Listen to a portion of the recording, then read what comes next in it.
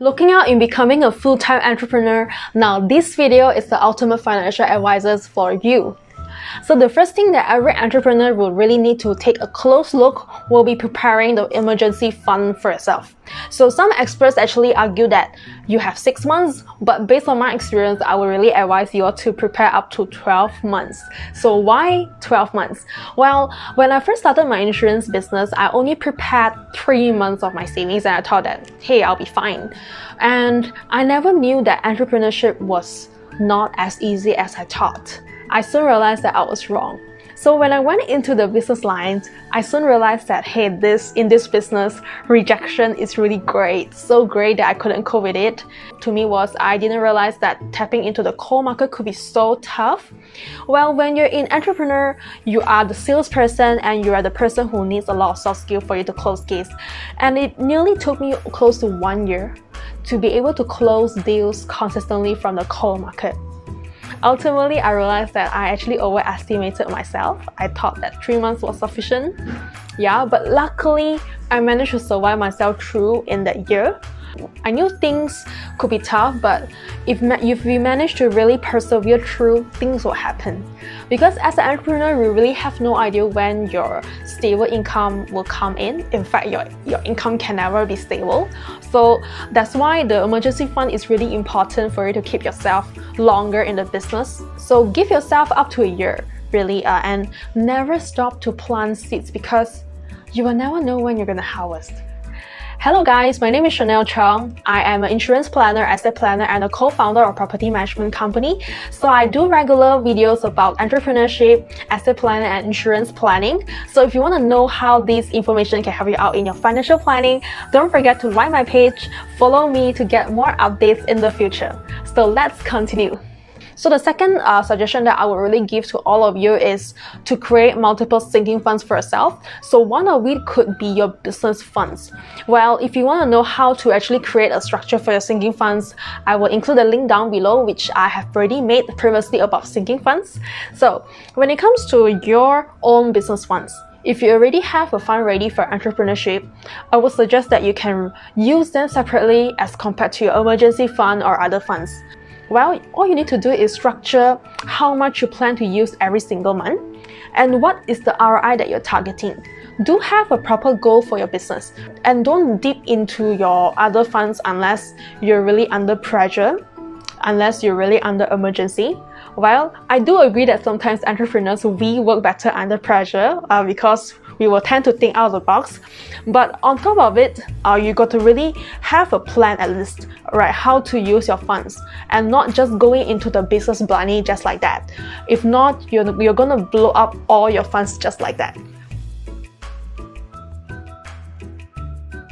So when you're actually creating your business funds, also make sure that your business fund should also include something like your insurance funds, right? Because now that you are into entrepreneurship, don't forget that you're the biggest asset to your company, so you have to protect yourself whenever you fall sick.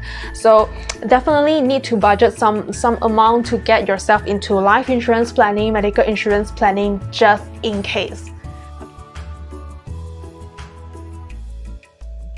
So the third thing is getting in too early without validating your pipeline model. Entrepreneurship is a long-term discipline. So when I was doing financial coaching, we actually encourage our challengers to start pipeline as soon as they are still in their employment.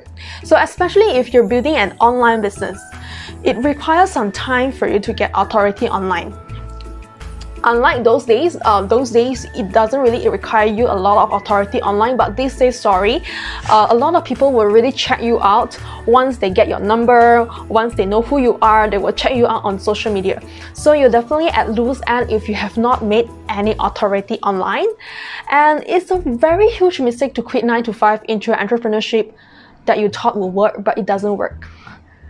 Ultimately, you have to ask yourself, if this doesn't work, isn't it stressful to you now that you lose your 9 to 5 and now that your business is not validated, right? So bear in mind, what works for other people may not necessarily work for you. So you have to really strike a balance here to know, hey, whether this business model is really something that you want to go into. Has it been validated?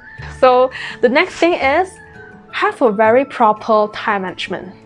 So from a 9 to 5 in becoming a full-time entrepreneur, every second counts. So it may cost you money if you are not doing your time management correctly.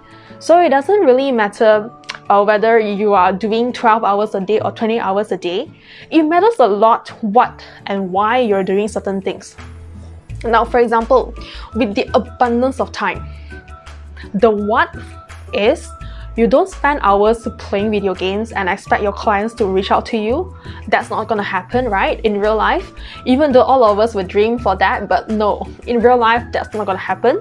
So the what that you should be doing and you should be thinking is how to add value to your clients and attract leads, how to engage with your clients, how to make your clients remember you. And while you're doing this step to actually add value to your clients, ask yourself why.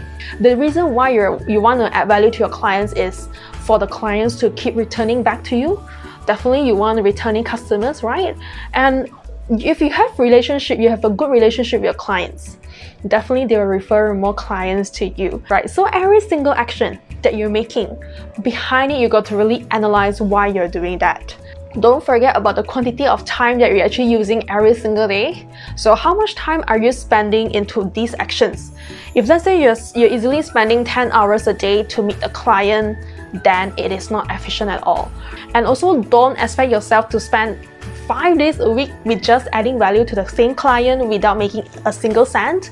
That doesn't make sense at all. So you got to really strike a balance here and there. So having a proper to-do list will make things happen.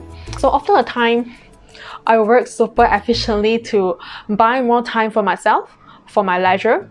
Like people conventionally work like 8 to 10 hours a day.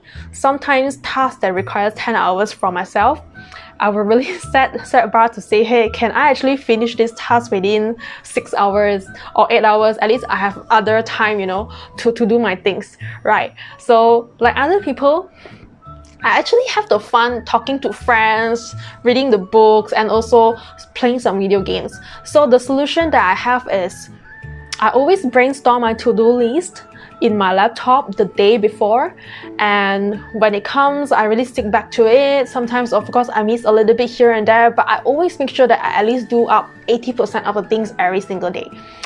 This habit somehow actually make me feel like I'm always on track of the things and I manage to get things done on time. So ask yourself this question. Are you procrastinating in what you're supposed to do? My suggestion is to always keep your dream board just next to your work desk so that when you're actually procrastinating, you somehow look at it and you feel more energetic doing your things. If you wish to make a change in your financial habits, do come in to join in the 21 days financial intelligence challenge that I've created with my partner Yvonne. Well, this challenge aims to have you to seek clarity in your financial habits and also your financial actions. So this challenge is about helping you out in taking the financial actions in achieving your financial goals. So I'll include the link down below. And I'll see you in a bit in my next video. Bye guys!